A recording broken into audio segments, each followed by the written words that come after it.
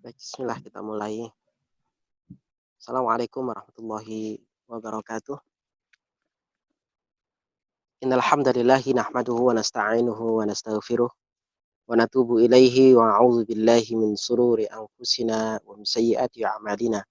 May yahdihillahu fala mudhillalah wa may yudlil fala hadiyalah. Asyhadu an la ilaha illallah wahdahu la syarikalah wa asyhadu anna Muhammadan abduhu wa rasuluh la nabiyya wa la rasula ba'dah. Allahumma salli wa sallim wa barik ala nabiyyina wa habibina Muhammadin sallallahu alaihi wasallam wa ala alihi wa ashabihi ajma'in. Jamaah sekalian rahimani wa rahimakumullah, kita memuji Allah Subhanahu wa taala atas nikmatnya di sore barokah ini.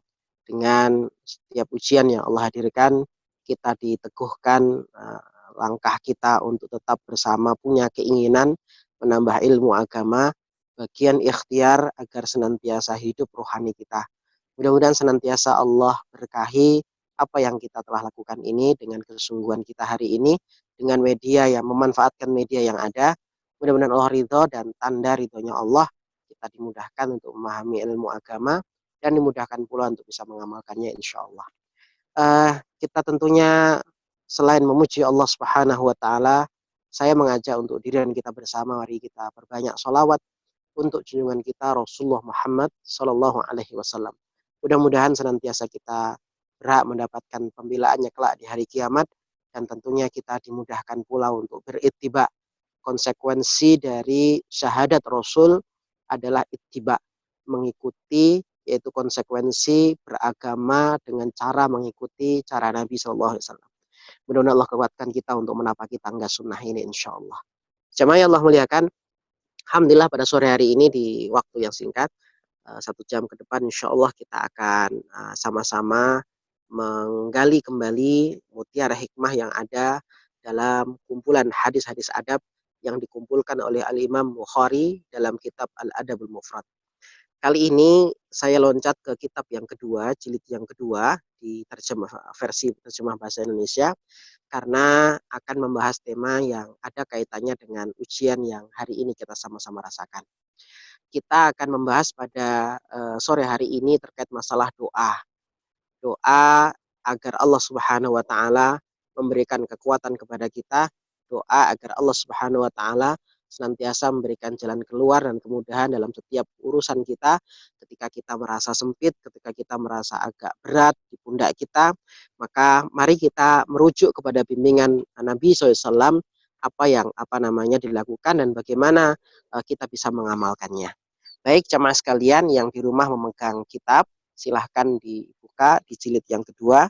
Kita buka di halaman yang ke-39. Judulnya di situ, doa ketika terjadi kesulitan. Halaman 39 ya. Halaman 39.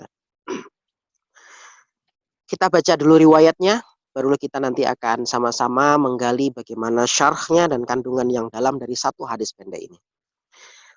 Muslim menceritakan kepada kami, ia berkata, Hisham menceritakan kepada kami, ia berkata, Qatadah menceritakan kepada kami dari Abu Aliyah, ya, dari Ibnu Abbas radhiyallahu anhu qala, ia berkata, sahabat Ibnu Abbas menyebutkan, kana Nabi sallallahu alaihi wasallam, adalah Nabi sallallahu alaihi wasallam, yad'u indal karbi, adalah beliau memanjatkan doa ketika di masa bencana atau di masa kesulitan atau di masa ujian. Apa yang beliau baca? Zikirnya, la ilaha illallah al-azimul halim. La ilaha illallah al-azimul halim. Tiada ilah yang hak diibadahi kecuali Allah Subhanahu wa taala yang maha agung dan maha merawat. Lanjutannya, la ilaha illallah rabbus samawati wal ard wa rabbul arsyil azim. La ilaha illallah rabbus samawati wal ard wa rabbul arsyil azim. Ya. Tiada ilah yang hak untuk diibadahi selain Allah Subhanahu wa taala, yang ia merupakan Rabb daripada langit-langit dan bumi, dan juga Rabb arsy yang agung. Baik jamaah sekalian, singkatnya demikian, tetapi kita akan mengambil hikmahnya dari bagian judulnya. Ad-du'a'u, lafaz Arabnya ad-du'a, yaitu doa yang dipanjatkan indal karbi. Karbun itu memiliki banyak makna ya jemaah sekalian.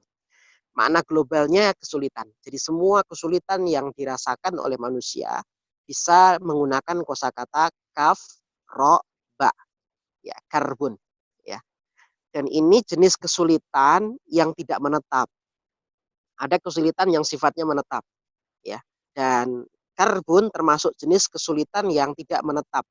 Artinya kesulitan ini temporer diberikan oleh Allah kepada manusia. Ya, kecuali atas kehendaknya dia bisa permanen. Tetapi mayoritas jenis ujian masuk kategori karbun itu adalah ujian temporer. Ya, artinya apa? Dengan doa ini mudah-mudahan ujian ini segera diangkat oleh Allah Subhanahu wa taala. Makna pertamanya adalah kesulitan, ujian berupa kesulitan. Makna berikutnya adalah beban yang sangat berat di pundak. Itu juga bahasa Arabnya karbun. Jadi tatkala kita memikul sesuatu yang berat di pundak kita, maka itu juga kategori karbun. Nah, memahami kalimat kesulitan ini, jemaah yang Allah muliakan, kita kaitkan dengan diri kita. Kenapa? Karena perjalanan manusia yang hidup di muka bumi ini tidak akan dilepaskan oleh Allah dari kalimat karbun.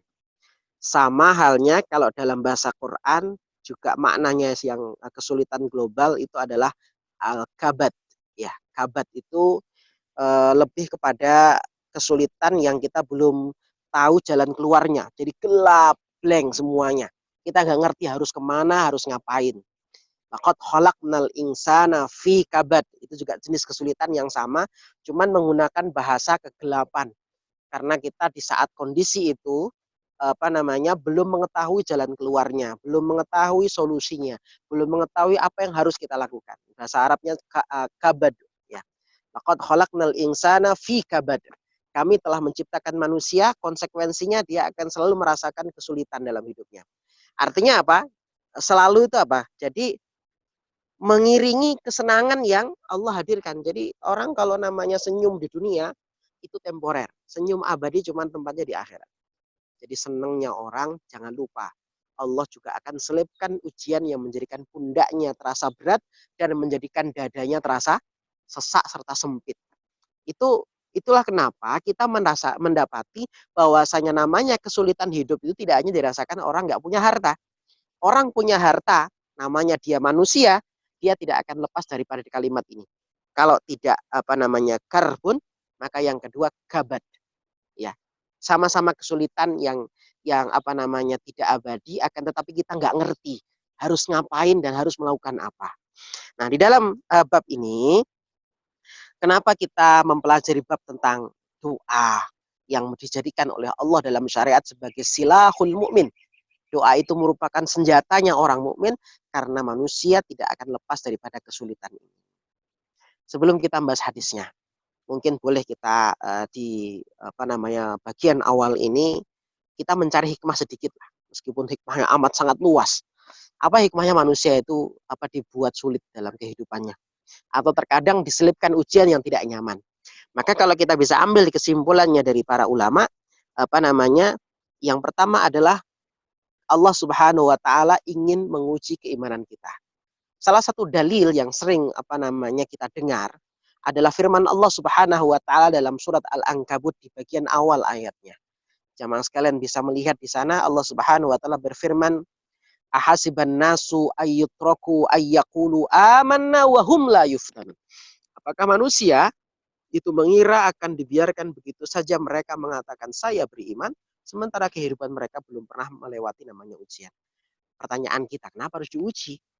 Bukankah kita semua senantiasa berharap kebaikan, meminta kebaikan, sangat senang dengan namanya kenyamanan, hidup dan sebagainya. Maka Allah lanjutkan rahasianya, kenapa sih harus ada ujian? Kenapa harus ada kesulitan yang kita rasakan dalam hidup ini? Allah lanjutkan. Ya, waliya'lamal ladzina shadaqu waliya'lamal kadzibin. Jadi tujuannya sebagaimana orang dahulu, walaqad fatannal ladzina, sungguh kami telah menguji orang-orang sebelum kalian itu, tujuannya adalah untuk mengetahui mana yang imannya benar, siapa yang imannya benar, dan siapa yang hanya ucapan saja dia mengatakan saya beriman kepada Allah. Kenapa demikian? Jemaah sekalian, ternyata Ternyata banyak seseorang itu ketika mengatakan saya beriman, Tuhan saya adalah Allah, tetapi saat diuji banyak yang berlari dari Allah. Kenapa? Pertama, muncul prasangka buruk kepada pencipta. Dan ini adalah bagian akhlak yang tercela dari seorang hamba yang lemah, sudah dikasih macam-macam tapi buruk sangka sama yang ngasih. Ya, padahal maha luasnya Rahman dan Rahimnya Allah kemarin yang saya jelaskan dalam pembahasan suratul Fatihah. Rahman, Allah itu Ar-Rahim. Maha luasnya kasih sayang Allah itu. Bukan hanya menyenangkan kita. Hatta mungkin tatkala kita merasakan tidak senang. Tapi ternyata Allah telah mengatur tata surya ini supaya kita senang. Matahari nggak telat terbitnya. Hujan, Masya Allah kita senantiasa rasakan. Tumbuh-tumbuhan, hewan ada sekitar kita. Semua ekosistem yang ada ini ternyata Allah sediakan sebagai fasilitas nikmat untuk manusia yang kadang kita kurang merasakan nikmat tersebut. Kita kadang terkungkung dengan masalah itu, ya pokoknya kita sulit sendiri seakan-akan. Kayaknya udah ya Allah, Allah nggak sayang sama saya. Itulah banyak orang lari. Padahal kalau kita tadaburi, Masya Allah, nikmat Allah dari sifat Rahman dan Rahimnya sangat luas dan tidak terhitung jumlahnya. Bukankah di saat ujian kita, Allah masih menerbitkan matahari dan kehangatannya di pagi hari masih kita rasakan. Bukankah di saat Allah menguji kepada kita, Allah pasti memberikan kepada kita keluarga. Bukankah Allah, dan itu kalau dihitung, la tuhsuha, tidak ada kemampuan kita untuk mampu menghitung. Jamaah sekalian, sekali lagi, Allah menghadirkan ujian, hikmah pertama adalah supaya kita diketahui benar tidak keimanan kita. Surat Al-Ankabut. Saya kutipkan satu call dari para ulama ketika menasihati anak-anak mereka dahulu. Para ulama itu kalau nasihati anaknya, itu ibarat seorang yang sebelum berlayar tuh dibekelin dulu. Karena apa? Karena bayangan orang kalau berlayar tuh indah-indah semuanya. Apalagi kalau sudah nonton film Titanic ya. Ya, sudah keindahannya gimana di atas kapal macam-macam lah ya. Nggak lihat endingnya seperti apa. Namanya laut itu ada gelombang, namanya laut itu ada namanya apa namanya angin, badai dan sebagainya. Ujiannya besar di tengah lautan. Itu kalau nggak diwanti-wanti, bayangan orang ketika berlabuh itu senang-senang tok. Padahal tidak. Setiap perjalanan orang selagi dia masih hidup di dunia akan melewati ujian namanya kesulitan. Para ulama dahulu maka memberikan bekal, wejangan kepada anak-anak mereka sebelum mereka berlayar dalam kehidupan yang sangat fana dan penuh ujian ini. Apa kata mereka kepada anaknya? Ini sebenarnya intisari dari surat At-Taubah, apa namanya, surat Al-Ankabut yang tadi kita bahas. Apa kata mereka kepada anaknya? Ya bunayya, adz-dzahab wal fiddah, sesungguhnya wahai anakku, emas dan perak itu yukhtabarani bin nar. Mereka diuji kemurniannya dan keasliannya dengan api. Jadi kalau ingin mengetahui ini emas murni atau tidak, maka mereka harus dipanaskan dulu. Bukankah dipanaskan itu sesuatu yang tidak nyaman? Berapa derajat Celcius untuk memanaskan untuk mengukur kadar murninya sebuah emas. Ya. Sekarang beliau mengatakan kepada anaknya, wal mu'min yuhtabaru bil bala. Sementara orang mukmin diujinya bukan dengan api, tapi orang mukmin itu diuji benar atau tidak keimanannya, mereka kelak akan diuji. Satu itu. Yang kedua, di antara deretan hikmah sebelum kita memulai kajian kita di sore barokah ini adalah orang hidup itu akan melewati kesulitannya, akan melewati ujiannya masing-masing, episode perjalanan hidup masing-masing, karena itu merupakan salah satu tanda cintanya Allah kepada manusia. Pertanyaannya begini, Allah cinta kepada seseorang, kenapa kok malah dibuat tidak enak? Jamaah sekalian, kita telah mendapati banyak pelajaran di kanan kiri kita. Betapa banyak orang itu yang justru jauh dari Allah Subhanahu wa taala, menjauh dari Allah justru saat mereka bergelimang kesenangan. Bahkan ada orang yang awalnya tidak punya apa-apa, mereka mendekat ke masjid, mereka rajin dalam beribadahnya, mereka rajin dalam sedekahnya. Setelah Allah Subhanahu wa taala berikan, jadi kayak pengikutnya Qarun. Mereka mengikuti wataknya Qarun. Allah akhirnya tenggelamkan. Bukankah banyak orang kufur nikmat setelah mereka bergelimang nikmat? Maka bisa jadi ini husnudon yang harus kita bangun sebagai seorang mukmin. Ujian datang merupakan cara Allah menyayangi kita, menyelamatkan agar kita tidak lupa akhiratnya. Bayangkan, andaikan semua yang kita rasakan di muka bumi ini sesuai dengan ekspektasi kita, sesuai dengan harapan kita, sesuai dengan pinta kita, semua dikabul. Saya yakin jamaah sekalian, kita sudah nggak mimpi masuk surga lagi. Kenapa? Karena kita sudah terlanjur nyaman di kehidupan yang fana ini. Dan kalau sudah terjadi, maka itulah tipu daya setan yang sesungguhnya. Dia menutupi kita dari akhirat yang pasti akan datang. Dia menutupi kita dari kehidupan sesungguhnya kelak kita. Maka Allah ketika sayang kepada seorang, maka Allah akan uji dia. Supaya apa? Dikit-dikit, ya Allah. Dikit-dikit sujud, dikit-dikit ya Rabbana, dikit-dikit ya Allah tolong kami, hanya Engkau.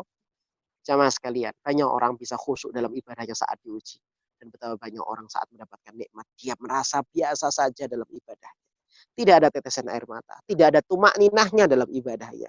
Tidak meneteskan air mata, tidak bergetar ketika dia berdoa.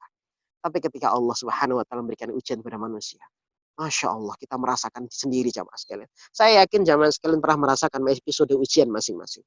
Apa yang dialaminya? Ya Allah, tolong kami, hanya Engkau ya. Inilah kenapa doa orang ikhlas itu akan dikabulkan Allah. Salah satunya karena tidak ada hijab antara seorang hamba dengan penciptanya. Kenapa? Karena nggak ada yang dilihat lain. Kapan suasana itu bisa kita rasakan? Terkadang saat puncak ujian yang kita alami. Maka Nabi SAW pernah mengatakan, Innallaha idza ahabba qauman ibtalahu. Sesungguhnya ketika Allah Subhanahu wa taala mencintai suatu kaum, maka dia akan memberikan ujian kepadanya. Faman radhiya falahu ridho. Maka barang siapa yang ridho dengan ujian Allah, maka Allah akan turunkan ridho kepadanya. Waman sakhita falahu sukht. Maka barang siapa sebaliknya yang dia benci, murka, bahkan suudon kepada penciptanya, dia tambah tinggalkan sholatnya, dia buka auratnya, ya, dia bahkan mencaci penciptanya, bahkan mencela musim, mencela musibah yang ada, dia tidak ridho, maka baginya juga kemurkaan Allah Subhanahu wa taala. 2 poin saja yang saya sampaikan dari hikmah kenapa kita diuji.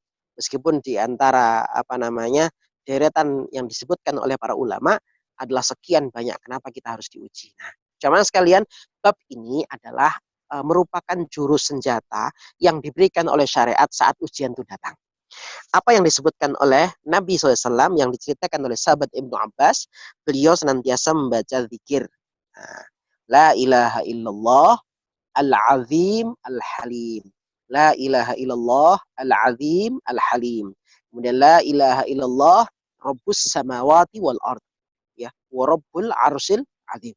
Ini menarik, powerful sekali kenapa doa ini bisa menjadikan kemudahan.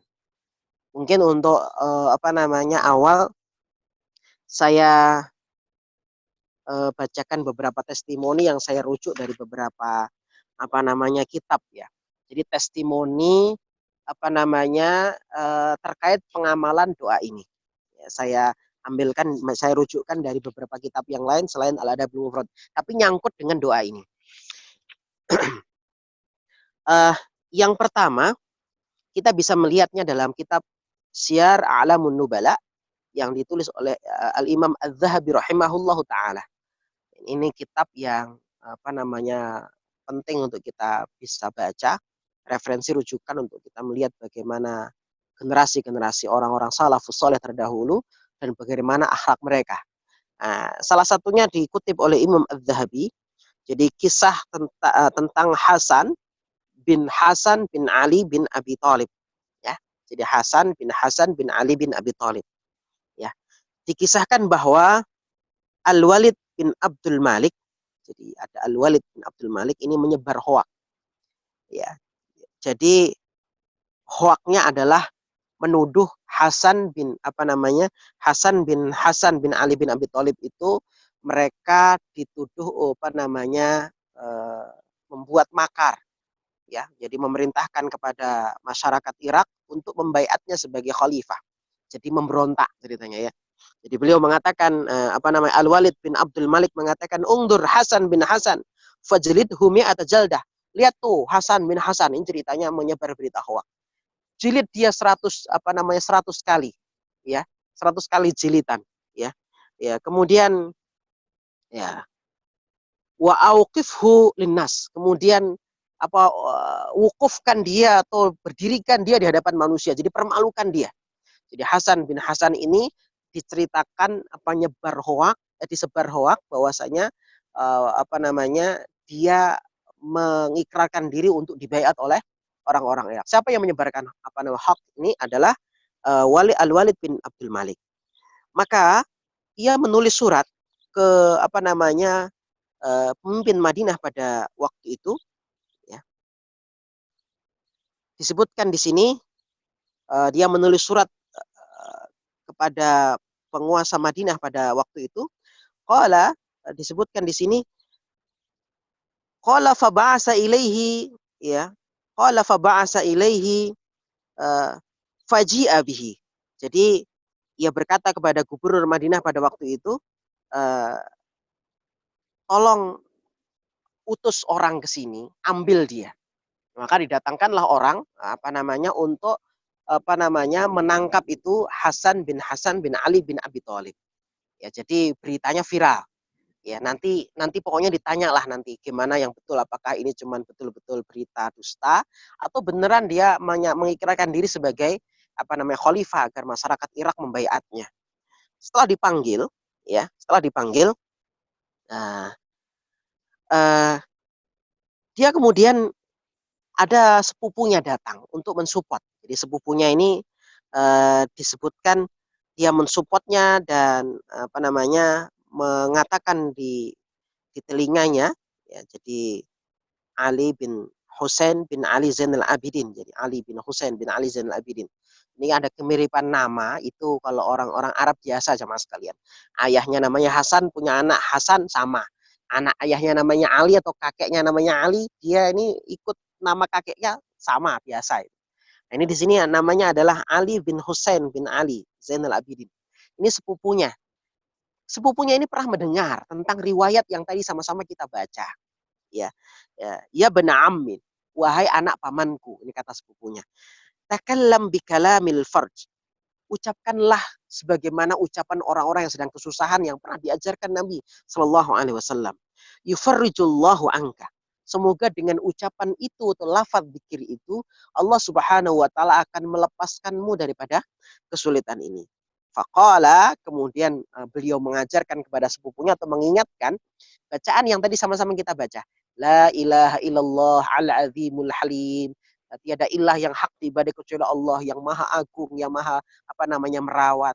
Ya la ilaha illallah rabbus samawati wal ard wa rabbul arsyil azim, ya. Ini senantiasa terus dibaca.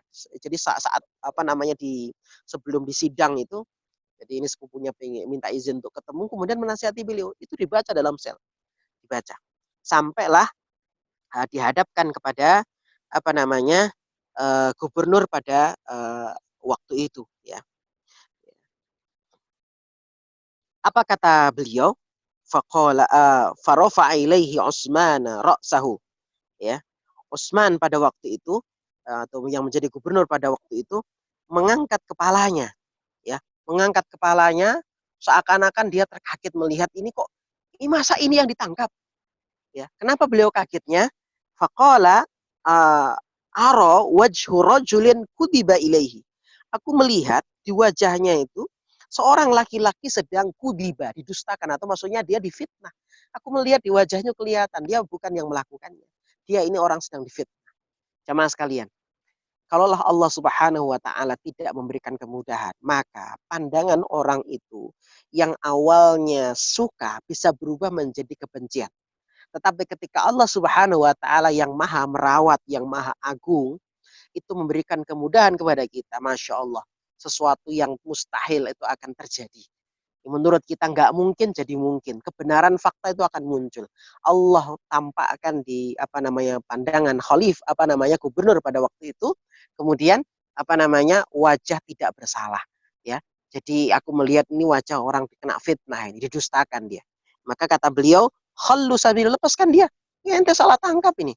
Ya, ya, fasa'aktubu ila amil mu'minin bi'udhihi. Dan saya akan berjanji akan menuliskan kepada Amirul Mukminin untuk menjelaskan uzurnya orang ini. Artinya alasannya kenapa dilepaskan. Dia difitnah. Dia ada orang yang tidak suka dengannya. Dia tidak melakukan itu. Dia tidak pernah memberontak. Dia tidak pernah menentang kepemimpinan kita. Ini contoh jamaah sekalian. Ini riwayatnya sahih. Disebutkan Imam Az-Zahabi kisah bagaimana para ulama dahulu, para tabi'in bahkan mereka mengamalkan doa ini saat mereka mendapatkan kesulitan. Saya bacakan testimoni lagi. Ini dalam kitab yang lain, yaitu kisah tentang Hasan al-Basri, ya, pada masa Khalifah al-Hajjaj, Hajjaj bin Yusuf, ya, seorang pemimpin yang sangat bengis, ya, pemimpin yang sangat kejam. Nah, suatu ketika Hasan al-Basri dipanggil oleh Hajjaj bin Yusuf, jadi dikirimkan orang untuk menjemput beliau. Di perjalanan itu Hasan al-Basri senantiasa membaca wirid ini, membaca la ilaha illallah ini yang tadi kita sama-sama hafalkan, la ilaha illallah al-azimul halim. Bahkan dalam riwayat yang lain belum membacakan kalimat yang senada meskipun lafadznya sedikit berbeda. La ilaha illallah al-halimul karim. Subhanallah wa tabarakallah rabbul arsil azim. Jadi bobotnya sama meskipun sedikit berbeda lafadznya, tapi intinya sama. Lafadz ini la ilaha illallah terus dilafatkan oleh Hasan al-Basri rahimahullahu taala. Maka apa kisah berikutnya? Qala Hajjaj, ya, wallahi laqad ursilat ilaika wa ana uridu qatluka. Ya, demi Allah, saya sebenarnya utus utusan kepadamu itu tujuannya untuk membunuh engkau, wahai Hasan al-Basri. Ya, saya tidak menceritakan kenapa Hajjaj bin Yusuf ini membunuh para ulama membunuh kaum muslimin banyak sekali pada waktu itu ya. Nah, saya tidak menceritakan poin itu karena kita akan ambil sedikit kisah daripada Hasan al-Basri ketika mendengungkan lafaz ini ketika beliau mengalami kesulitan yang luar biasa, terkena fitnah juga. Qala Hajjaj, wallahi laqad ursilta ilaika wa ana uridu qatluka. Ya, demi Allah saya sebenarnya ingin membunuhmu. Ya. Fala antal yaum ahabbu ilayya min kada wa kada. Tapi hari ini, Masya Allah, engkau adalah orang yang sangat aku cintai melebihi ini dan ini. Jadi rasa bencinya Hajjaj bin Yusuf ini kepada Hasan al-Basri, hatinya dibalik oleh Allah Subhanahu wa taala. Masya Allah ya. Ini keajaiban zikir ini saat tertimpa kesulitan. Yang terakhir saya bacakan yang terakhir. Fadilah daripada zikir ini. Ini saya kutipkan dalam satu kitab Fadlullah As-Somad. Ya, keutamaan Allah Subhanahu wa taala As-Somad ya. Disebutkan bahwasanya Abu Bakar bin Ali beliau pernah dipenjara. Ini kisahnya orang-orang yang pernah ditangkap semua ya. Kisahnya kurang lebih sama. Faro'a Abu Bakar Ar-Razi fil manam, ini sahabatnya Abu Bakar Ar-Razi, yang tadi Abu Bakar bin Ali, ini Abu Bakar Ar-Razi, sahabat Abu Bakar bin Ali, itu bermimpi ya. Beliau diceritakan bermimpi. Anna Nabiyya SAW qala lahu, jadi bermimpi ada Nabi SAW. Saya tidak menceritakan dalam bab ini bagaimana mimpi seseorang ketemu dengan Nabi ya, tetapi ini kisahnya benar. Jadi beliau mengatakan bermimpi Nabi mengatakan kepada beliau agar menasihati kepada Abu Bakar bin Ali untuk membaca yad'u bidu'ail karb alladhi fi sahihil Bukhari. Masya Allah ya. Jadi agar beliau itu membaca doa fil karb saat kesulitan yang ada dikutip dalam Sahih Bukhari. Jadi ibaratnya apa? Rasul nggak mengajarkan doa baru. Rasul hanya mengingatkan doa yang sudah pernah disebutkan 1400 tahun yang silam. Yang pernah disebutkan, yang pernah diceritakan Ibnu Abbas, dikumpulkan oleh Imam Bukhari. Nah, ada dalam kitab yang sekarang kita baca ini. Ya. Jadi kata beliau Abu Bakar Ar-Razi, disebutkan Rasul memerintahkan kau agar mengingatkan doa ini kepada Abu Bakar bin Ali. Maka beliau datang ke penjara itu dan mengajarkan doa la ilaha illallah al-azimul halim, la ilaha illallah rabbul arsil azim, la ilaha illallah rabbus samawati wal ard, la ilaha illallah rabbul arsyil azim. Terus itu beliau perintahkan untuk dawamkan.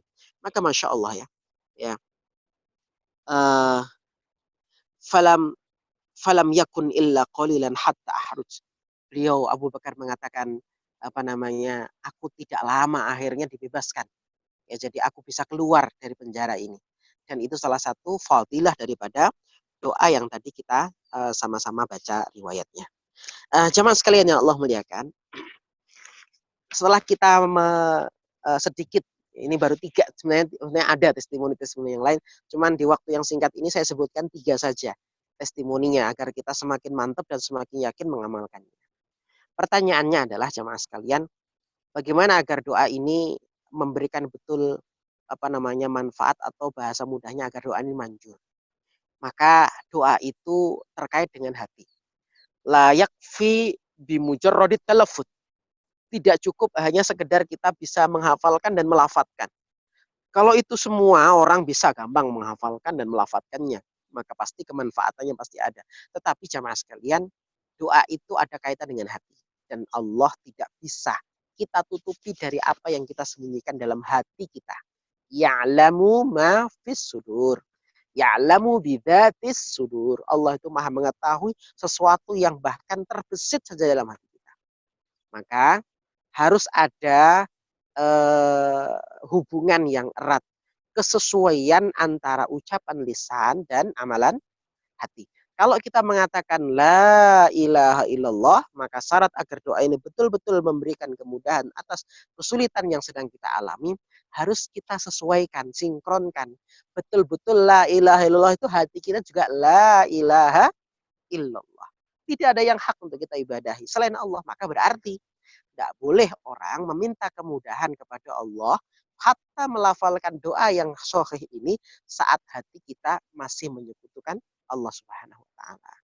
Sehingga dalam poin ini saya menyampaikan dan mengingatkan untuk diri dan kita bersama, bersihkan dulu kesyirikan itu sebelum kita melantunkan lafaz permohonan kepada Allah Subhanahu wa taala. Sekali lagi, hati manusia mungkin orang lain bisa dibohongi karena mereka tidak mengetahui isi hati kita.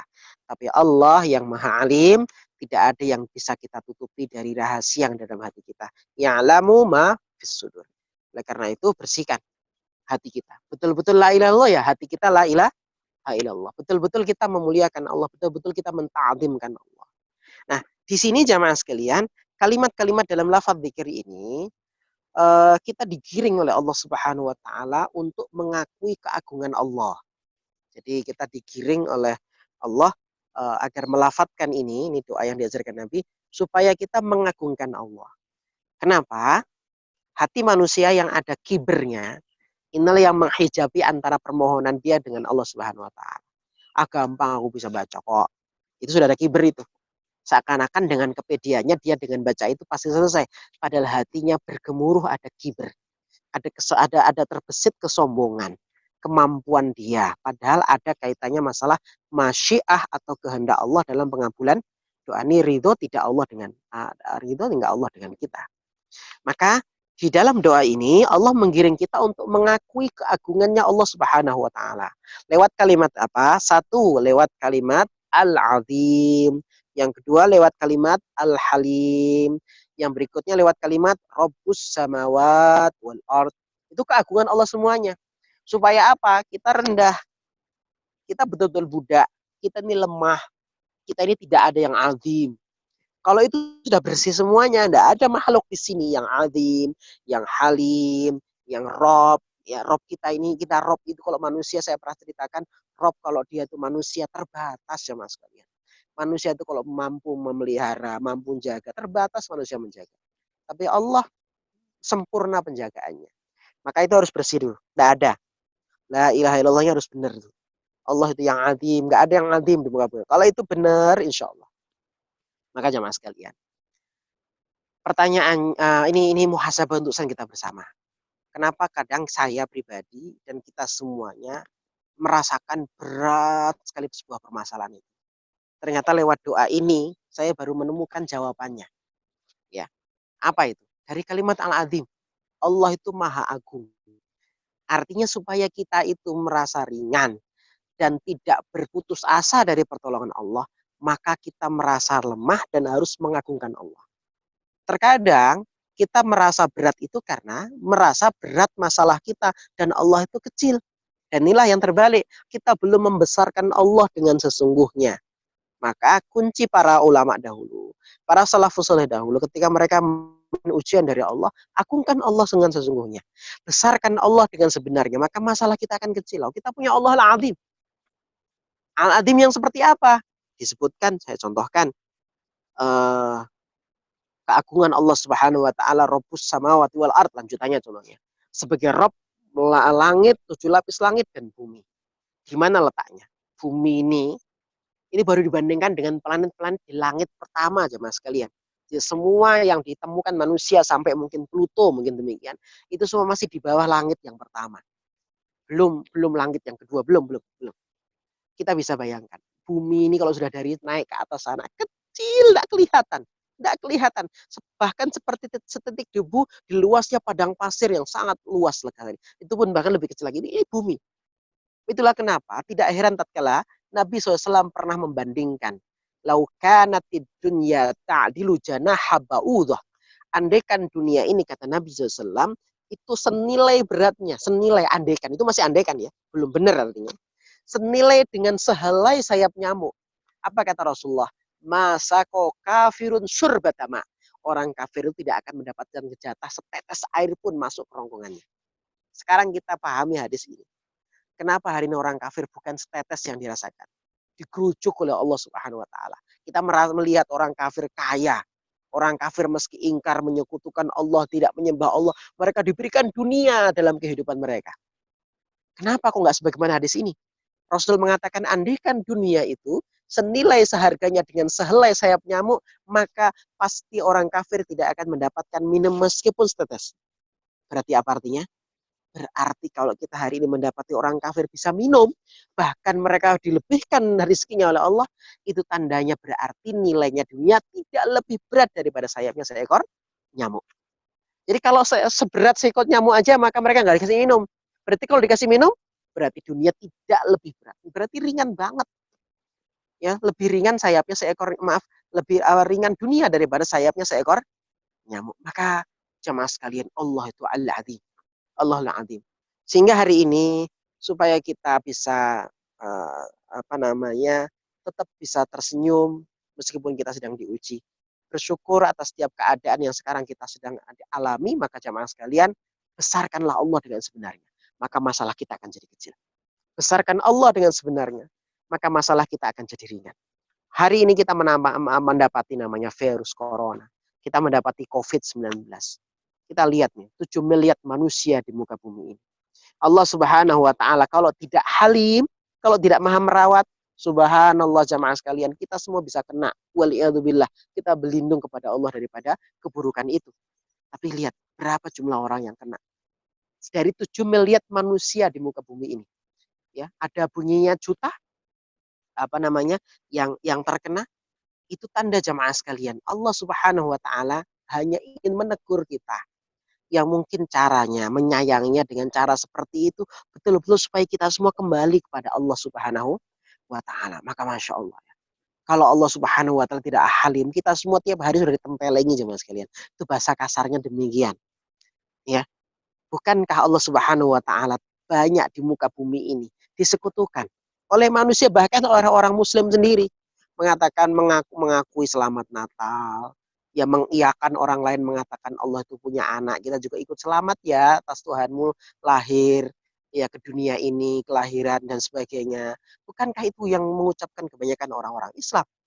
Bagaimana Allah Subhanahu wa taala menyebutkan dalam surah Maryam, ya, a'udzubillahi minasyaitonirrajim, bismillahirrahmanirrahim, takadus samawat yatafattarna minhu wa tanshaqqul ardu wa tahirrul jibalu hadda. Ini menarik, kita baca surat 19 mulai ayat 90. Hampir-hampir apa langit itu pecah, bumi itu terbelah, gunung itu apa namanya meledak karena ucapan manusia menjadikan mengucapkan bahwasanya Allah itu punya anak.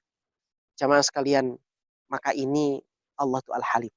Sehingga kita yakini Allah merawat kita, itu bisa juga meringankan masalah kita.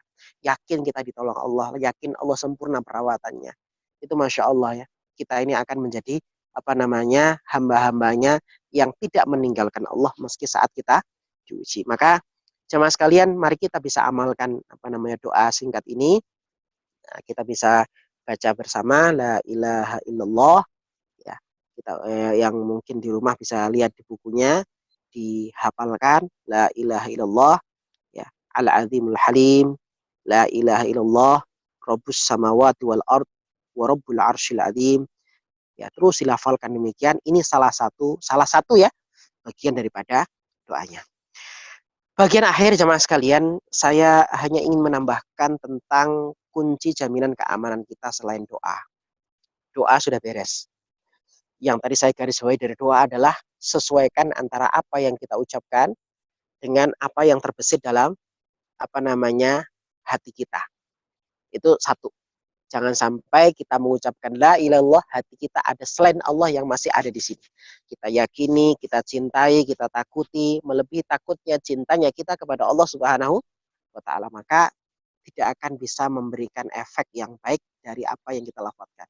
Allah murka kepada orang-orang yang mengagungkan namanya, tapi amalannya tidak mengagungkan asma Allah Subhanahu wa Ta'ala. Ya.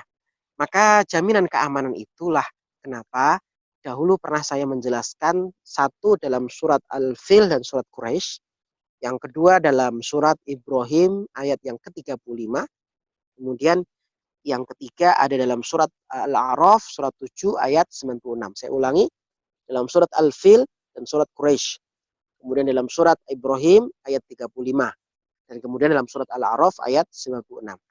Deretan tiga itu, empat itu, jamaah sekalian, merupakan satu password jaminan keamanan itu yang tadi saya kaitkan, kaitan antara ucapan mulut, ya, dan apa yang dalam hati. Salah satunya adalah membersihkan kesyirikan, membersihkan apa namanya segala macam kesyirikan.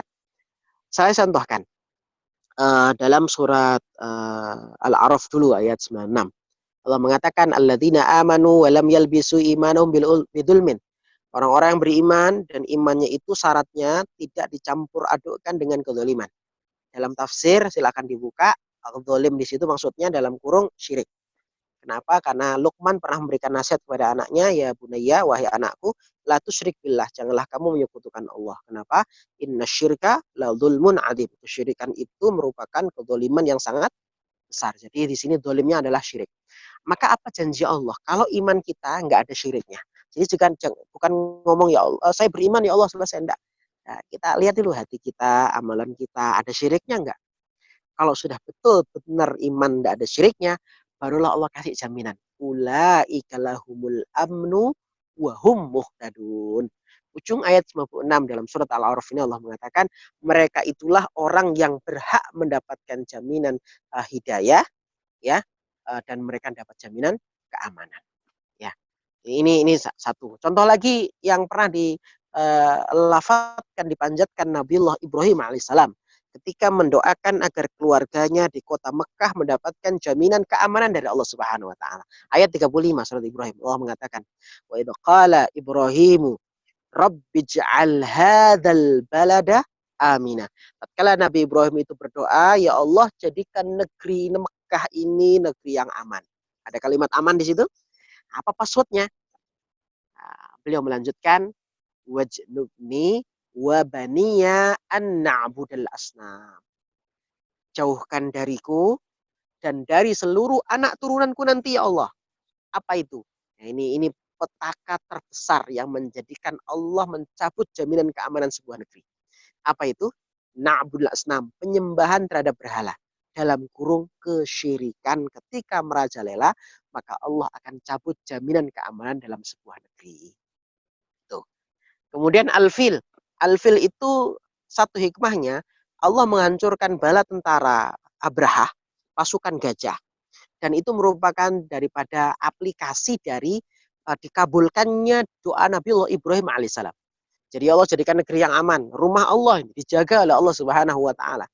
Maka tentara Allah yang nanti Allah akan turunkan untuk menjaga rumahnya. Maka jaminan keamanan di situ apa? Ketika syirik itu ditinggalkan. Tapi ketika syirik itu sudah mulai membudaya, perang saudara lagi, dikit-dikit pedang, dikit-dikit dalam bunuh, macam apa namanya, kejahatan merajalela di mana-mana. Maka jamaah sekalian Allah muliakan, di situ ada kalimat di lanjutannya yaitu surat Quraisy, falyabudu rabb hadzal bait. Kalau kalian itu mendapatkan nikmat, satu jaminan keamanan, dua mudah cari nafkah. Jadi rihlatas sita'i wassoif, mereka gampang mencari makan, maka salah satu tanda syukurnya hendaklah kita beribadah kepada Allah. Ibadah bagaimana supaya diterima? Ibadah yang meninggalkan segala macam bentuk perkara yang Allah murka, salah satunya dosa besar nomor satu, menyekutukan Allah. Itulah kenapa jamaah sekalian, kalau hari ini banyak para pakar, banyak ilmuwan, bahkan orang-orang yang mendapatkan amanah jabatan di pemerintahan senantiasa menganjurkan kepada masyarakat, kepada umat, ya, kepada apa namanya warga agar mencegah bahaya virus ini dengan berbagai macam cara yang hari ini sering kita dengar. Ya, mulai sering mencuci tangan, mulai sering menggunakan masker ketika keluar, ya, kemudian menjaga jarak, ya, kemudian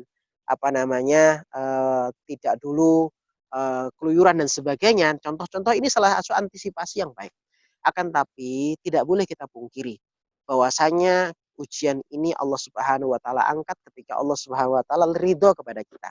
Atau ujian yang akan diangkat dengan ketidakridhoan Allah, dan ini malah kita yang khawatirkan. Kenapa? Karena kita masuk bagian orang yang mendapatkan istidraj. Diangkatnya ujian kita sementara Allah masih murka. Maka saudara sekalian yang Allah muliakan, rahimah rahmatullah, saya mengingatkan diri kita bersama, jangan hanya melakukan ikhtiar dan upaya-upaya eh, yang umum yang sering kita dapatkan hari ini. Lakukanlah satu ikhtiar yang menangkal bencana itu ada, yang datangnya dari Allah Subhanahu wa taala, yang menjadikan asbab Allah ridho kepada kita. Salah satunya adalah memperbanyak taubat, yang kedua adalah memperbaiki iman kita, meningkatkan ibadah kita, dan yang terpenting meninggalkan perkara-perkara yang masuk dalam deretan amalan yang dimurkai Allah Subhanahu wa taala. Kalau itu tidak kita lakukan, khawatir kita mendapatkan istidraj. Diangkatnya bencana ini sementara Allah belum ridho kepada kita. Kalau itu yang terjadi, maka balasnya ngeri lah di akhirat sana. Kita tetap durhaka, kita tetap malas taat kepada Allah, kita tetap jauh dari Allah, ya, sehingga saat ujian ini berlalu, kita tetap kembali kepada jalan yang lalu. Dan itu kerugian yang nyata ketika ujian, tamparan, dan teguran ini tidak menyadarkan kita untuk semakin dekat kepada pencipta kita. Hari ini saya selesaikan sampai poin ini, jamaah sekalian, nasihat dan tadabbur hadis kita. Mudah-mudahan doa singkat ini bisa kita amalkan bersama. La ilaha illallah al-azimul halim, la ilaha illallah rabbus samawati wal ard wa rabbul arsyil azim. Dan mudah-mudahan kita semuanya segera diangkat oleh Allah Subhanahu wa taala ujian-ujian berat dari pundak kita semuanya, diberikan jalan keluarnya, dan kita semua yang diberikan kemudahan jangan lupa meringankan beban orang lain, memudahkan urusan orang lain di saat susah seperti ini, merupakan juga wasilah agar kita hidup kita dimudahkan kelak oleh Allah Subhanahu wa taala. Barakallahu fikum jami'an. Saya kembalikan ke moderator. Alhamdulillahirabbil alamin. Wassallallahu nabiyana Muhammad wa ala ali Muhammad. Alhamdulillah. Bagi umat yang ingin bertanya, dipersilakan. Silakan untuk menekan tombol unmute masing-masing.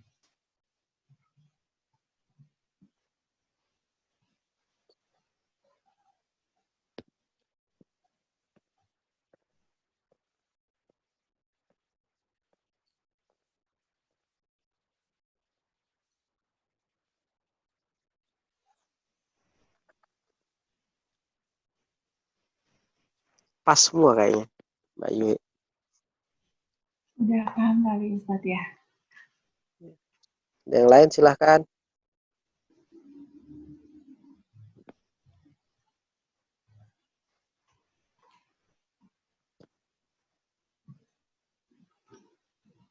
Sepertinya cukup Ustadz. Cukup ya, mudah-mudahan kita dipertemukan kembali oleh Allah. Mudah-mudahan di majlis offline ya jemaah sekalian. Segera kita bisa bermajlis bersama, insya Allah, karena tetap ada bedanya online dan offline. Keberkahannya, silaturahimnya, kebersamaannya, dan tentunya bukan hanya sekedar transfer pengetahuan, tapi kita sama-sama saling menguatkan karena Allah jika kita bertemu, insya Allah. Demikian. Assalamualaikum warahmatullahi wabarakatuh. Waalaikumsalam warahmatullahi wabarakatuh.